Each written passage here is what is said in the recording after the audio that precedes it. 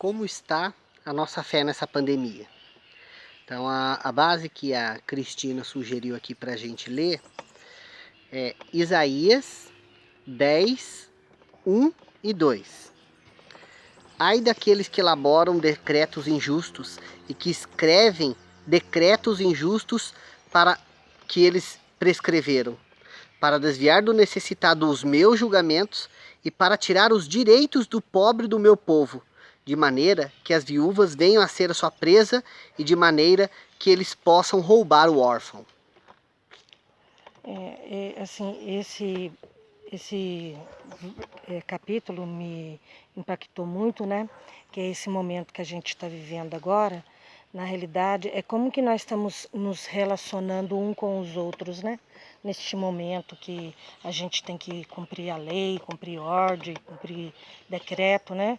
Então, ontem eu fiquei, assim, super mega triste, porque eu e meu filho, a gente estava na cidade, e aí aqui foi decretada o uso da máscara obrigatório, né? Pensa bem, ó, obrigatório.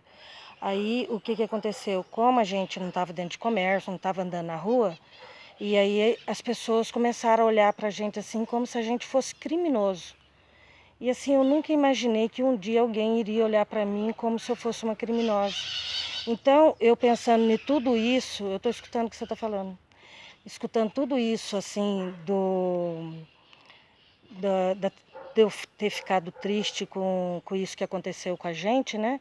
De gente parar assim na rua e falar, tem que usar máscara, viu? Pensa no outro, pensa não sei o quê. Então o que eu fico pensando? Essa pandemia, ela é de doença ou ela é a perda da... Como que fala, né? Do entendimento. Do entendimento. Porque para mim está parecendo uma pandemia de falta de entendimento. Então, mas essa palavra, né, é muito bacana estudarem essa palavra, o que significa pandemia, né? E em momento nenhum da história trancaram as pessoas por causa de uma doença. Isso nunca ocorreu. Em momento nenhum. Nunca trancaram pessoas saudáveis por causa de uma possível doença que ia matar alguém.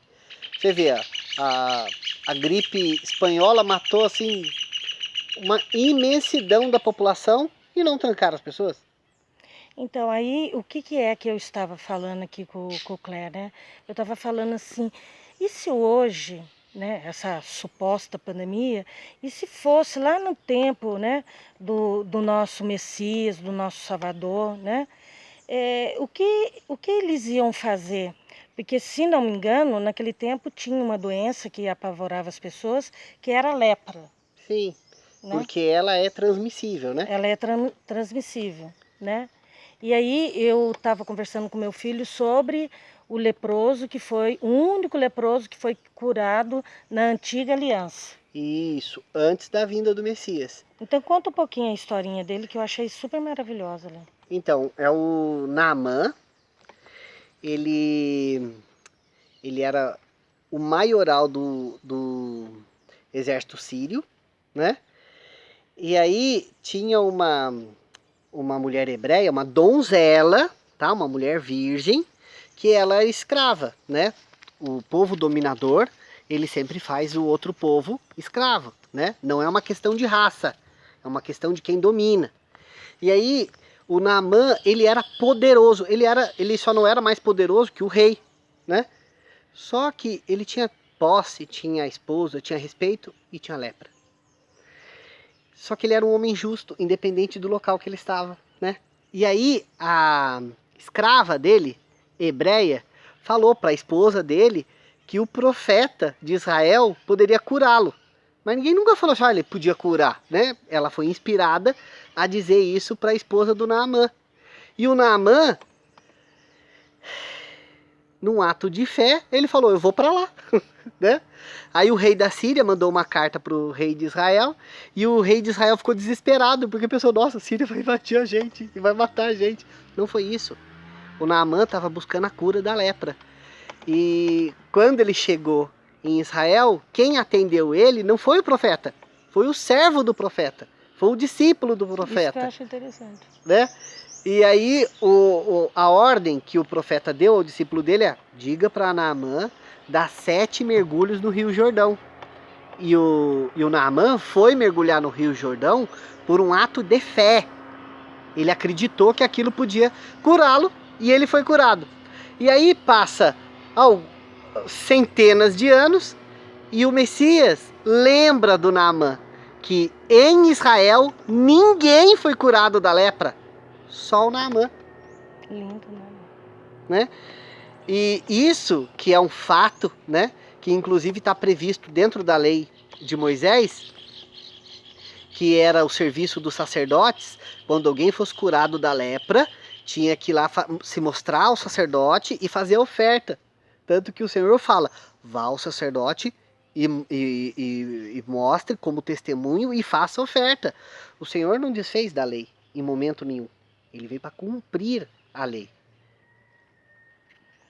Então, e aí essa parte da lepra, né?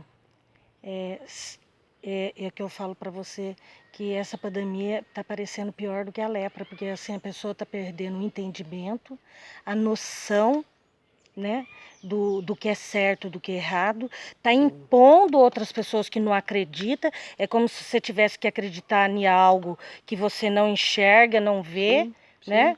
E aí você fica numa situação assim, que você fica sendo mal visto, né? Porque você não está acreditando naquilo. Então, mas veja bem uma coisa, né? O pessoal fala, as pessoas tentam jogar hoje pra gente que a gente não deve misturar